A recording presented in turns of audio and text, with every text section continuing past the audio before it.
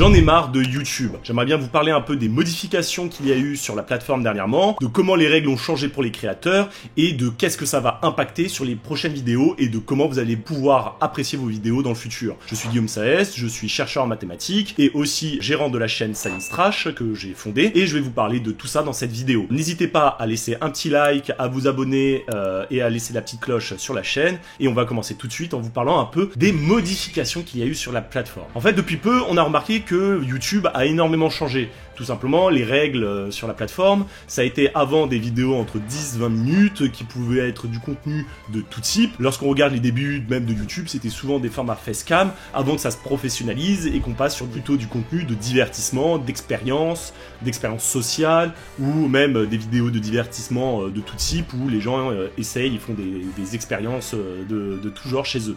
Aujourd'hui, on a vu que la règle a un peu changé. Avec l'arrivée de TikTok, les formats courts sont apparus. Déjà, les formats courts ont envahi la plateforme et aujourd'hui, avec les shorts et avec le format TikTok, on essaye de privilégier les formats courts pour ramener des personnes. Si vous regardez, il y a beaucoup de chaînes qui ne font que des shorts parce que les shorts, ça vous permet d'emmagasiner une grande audience en termes d'abonnés. Les gens s'abonnent beaucoup plus facilement à travers les shorts en appuyant sur un simple bouton et beaucoup plus difficilement autrement. Alors, les formats shorts, ça a changé les règles du jeu. Est-ce que pour autant, ça permet d'avoir des contenus de qualité? Et ça, j'en doute fortement. C'est pour ça que cette règle, moi, déjà, elle me gêne énormément par rapport aussi à la plateforme TikTok. On vous pousse à faire des contenus qui soient beaucoup plus impactants en 1 minute, qui accrochent et qui ne soient pas réellement dans la consistance, dans le fond, tout aussi intéressant ce qu'on avait dans des vidéos de 10-20 minutes. Ça, c'est le premier point. Deuxième point, il y a les formats longs qui se sont développés. En effet, à partir de 20 minutes de vidéo, quand vos vidéos dépassent plus de 20 minutes, on arrive à 30-40 minutes de vidéo, vos vidéos sont mieux recommandées par l'algorithme YouTube. Et ça, c'est devenu tragique parce que, en fait, on a un effet de mode qui est apparu avec The Great Review, qui a proposé, en fait, un format de storytelling qui a été noyé par des créateurs de contenu. On a eu plein de créateurs qui se sont lancés vers le storytelling. Alors, le problème, c'est que le storytelling, c'est très bien, pourquoi pas, mais souvent, ça demande des compétences et même un savoir-faire qui n'est pas forcément donné à beaucoup de gens. Donc, on a eu plein de créateurs qui se sont lancés dans le storytelling sans savoir en faire correctement. L'un des créateurs qui m'a surpris sur le storytelling, c'est Ego. Alors, Ego, je pense que tout le monde connaît, a fait une vidéo sur le jeu de la vie. Alors, c'est une vidéo extraordinaire sur un principe mathématique assez simple et assez élégant qui a été développé par John Conway au cours de sa carrière. C'était pas le seul point de la vie de John Conway, d'ailleurs, le jeu de la vie. Il faut savoir que ça, c'était qu'une partie de ses travaux de recherche. Il a beaucoup travaillé sur des travaux ensuite en algèbre plus théoriques. Mais dans la vidéo de Ego, ce qui m'a beaucoup impressionné, c'était pas le storytelling qui a été fait sur de la vulgarisation scientifique, ce qui n'est pas du tout évident. La plupart des créateurs de contenu qui font du storytelling sur la vulgarisation scientifique, pourquoi moi j'en fais pas sur Science Trash, pourquoi c'est compliqué d'en faire sur beaucoup de chaînes, c'est parce que c'est très difficile et la plupart se cassent la gueule. Je suis désolé, mais quand j'ai vu la vidéo de Ego, moi, dans ma plateforme, je me suis dit ça va être une vidéo ratée, il va dire de la merde, il y aura forcément plein de raccourcis un peu trop abrupts et plein de conneries de dit dans la vidéo, et c'est impressionnant, mais pas du tout. Ego a été particulièrement bon dans sa vidéo. Et ça, franchement, je tire mon chapeau, parce que lorsque j'ai regardé la vidéo d'un œil de vulgarisateur scientifique et de scientifique, j'étais plutôt impressionné. Impressionné parce que ce n'est pas une tâche facile. C'est ce que j'essaye de faire depuis pas mal de temps sur Science Trash et que j'ai énormément de mal à faire, qu'on a réussi à faire sur quelques vidéos, par exemple sur la Reine des Abeilles, mais c'est le type de contenu qui demande beaucoup de temps, de réflexion sur comment on amène une histoire. Quand The Great Review écrit une vidéo de storytelling de 40 minutes, par exemple, c'est un format qui est difficile à mettre en place parce que il faut des étapes à la façon dont vous racontez l'histoire. Il y a d'abord un peu la découverte naïve, on découvre naïvement un jeu, on essaye d'émerveiller à travers cette découverte naïve, et ensuite on essaye de montrer qu'il y a une histoire qui en découle, et qu'au cours de cette histoire, il y a un mystère, un danger, et à la fin, une résolution. Si vous regardez la vidéo, par exemple, sur The Sea of Thief, avec The Great Review, c'est exactement ce qui est mis en place. Au début, on découvre un peu le jeu de manière un peu naïf, un peu drôle, humoristique, en s'émerveillant par rapport justement aux mécaniques de jeu, au game design qu'il y a dans le jeu. Ensuite, on raconte un peu l'histoire du jeu, et ensuite, il y a un mystère et une aventure qui en découle, avec un rebondissement à la fin, qui en finit en beauté et qui vous permettent d'apprécier le storytelling et la vidéo. Et ça, ce n'est pas du tout facile à faire, et c'est ce qu'a réussi à faire Ego. Nous, dans la chaîne Science Trash, c'est ce qu'on essaye de faire des fois, ce qui n'est pas facile, parce que déjà, il faut trouver la vidéo, le sujet, etc. Et pour vous en parler d'ailleurs, comment les idées de vidéos sont trouvées sur Science Trash. je vais vous faire une révélation secrète de la chaîne.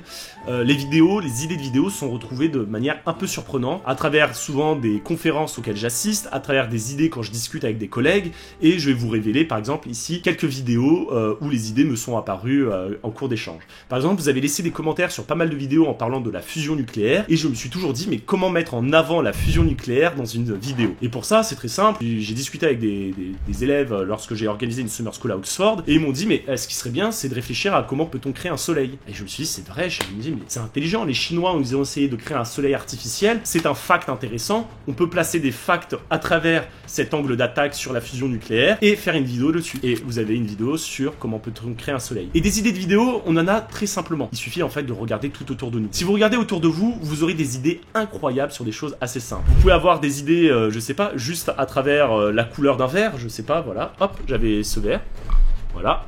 Ce verre-là, par exemple, pour vous, il est de quelle couleur? Bah, il est vert, bleu, je sais pas. Quel est votre avis? Vous voyez, on peut se poser des questions assez simples sur la couleur, voilà, la façon dont on perçoit les couleurs. Pourquoi le vert est vert? Pourquoi le bleu est bleu? Pourquoi on voit-on une couleur d'une façon? Pourquoi le rose n'existe pas? Ça peut être une idée de vidéo à développer, tout simplement. Quoi d'autre? Je prends, vous voyez, ça, c'est de la pâte coiffante. J'ai toujours de la pâte coiffante sur moi pour mes cheveux.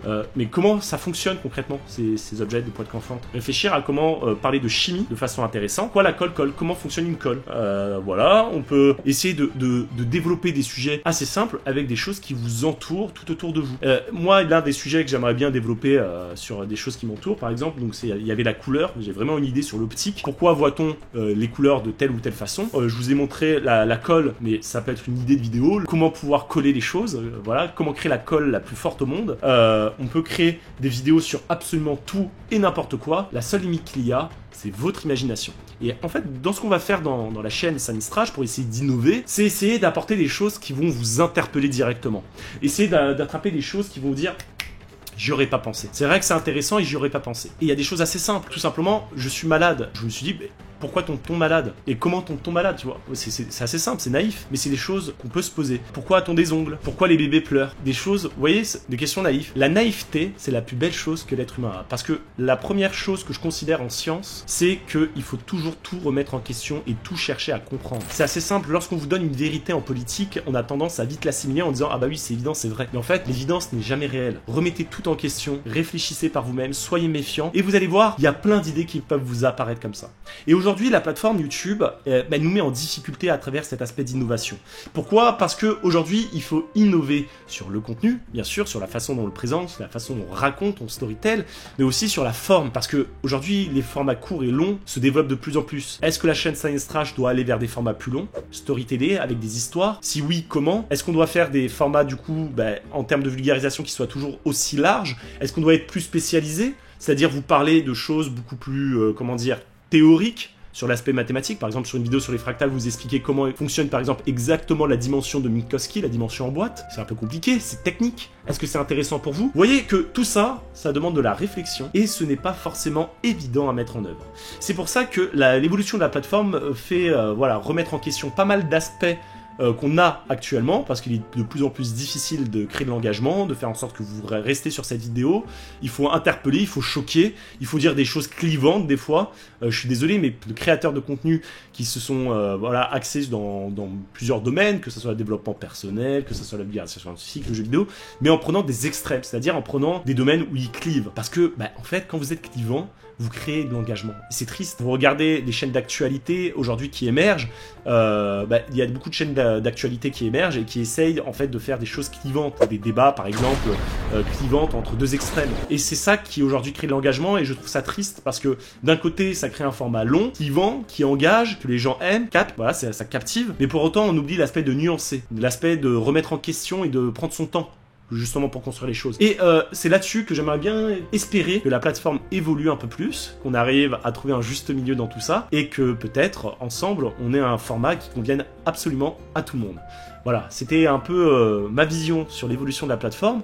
N'hésitez pas à me donner votre avis, vous n'êtes peut-être pas d'accord avec moi, j'espère même que vous n'êtes pas totalement d'accord avec moi, et c'est ça qui m'intéresse plutôt, parce que c'est la diversité des opinions qui crée la richesse de notre monde, et il faut au contraire que vous soyez pas d'accord avec moi, c'est important. Et voilà, moi je vous dis à très bientôt, on va passer peut-être à 2 vidéos maintenant par semaine, j'espère pour vous, avec donc une autre vidéo qui sera diffusée le lundi. Moi je vous dis en tout cas à bientôt, voilà, pour une prochaine vidéo, et n'oubliez pas de vous laisser le petit like s'il vous plaît, de soutenir la chaîne, de me soutenir, et voilà, à la prochaine, ciao.